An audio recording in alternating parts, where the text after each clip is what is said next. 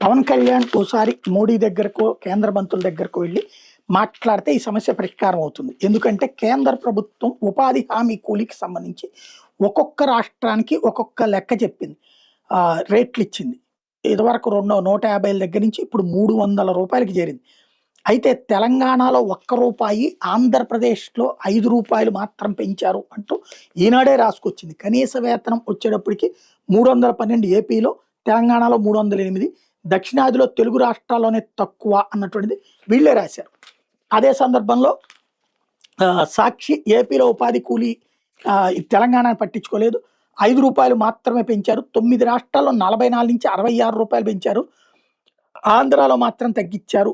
గత జగన్ ప్రభుత్వ హయాంలో 89 రూపాయల వరకు పెంచారన్నటువంటి వార్తని హైలైట్ చేశారు.